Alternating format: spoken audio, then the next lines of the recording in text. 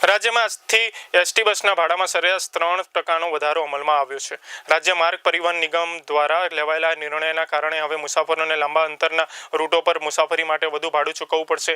નવા ભાડા મુજબ 10 રૂપિયાથી લઈને 16 રૂપિયા સુધીનો વધારો લાગુ કરાયો છે, જેના કારણે એસટી બસોમાં મુસાફરી કરતા લોકોના ખિસ્સા પર સીધી અસર પડશે। જો કે 9 કિલોમીટર સુધી મુસાફરી કરનાર મુસાફરોને કોઈ ભાડા વધારાનો ભાર સહન કરવો નહીં પડે, કારણ કે આ અંતર સુધી ભાડામાં કોઈ ફેરફાર કરવામાં આવ્યો નથી। રાજ્ય માર્ગ પરિવહન નિગમ દ્વારા આજથી નવા ભાડા અમલમાં મૂકવામાં આવે છે। આ સાથે જ એસટી નિગમે 3084 ડ્રાઈવરોની ભરતી માટેની જાહેરાત પણ કરી છે, જેથી બસ સેવા વધુ મજબૂત બનાવી શકાય।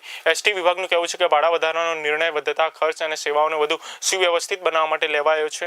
ભાડા વધારાની જાહેરાત બાદ મુસાફરોમાં મિશ્ર પ્રતિભાવ જોવા મળી રહ્યો છે। એક તરફ સેવાઓ સુધારવાની અપેક્ષા છે, તો બીજી તરફ વધેલા ભાડાને લઈને સામાન્ય મુસાફરો ચિંતા વ્યક્ત કરી રહ્યા છે। जीएसआरटीसी में तारीख 1/1/2026 थी 00 કલાકથી નિગમમાંથી ભાડા વધારો અમલીકરણ થયેલો છે। ભાડા વધારો 3%ની અસર સાથે અમલી થયેલો છે, જેમાં આપણે જોવા જઈએ તો લોકલ સર્વિસોમાં કુલ મુસાફરી પૈકી 85% મુસાફરો એ દરરોજ અંદાજિત 10 લાખ જેટલા 48 કિલોમીટર સુધીની મુસાફરી કરે છે, જેમાં 9 કિલોમીટર સુધીના મુસાફરીમાં કોઈ અસર થવા પામશે નહીં। 9 કિલોમીટરથી 10 કિલોમીટરથી 60 કિલોમીટરમાં 1 રૂપિયા જેવો નજીવો વધારો થવા પામેલ છે।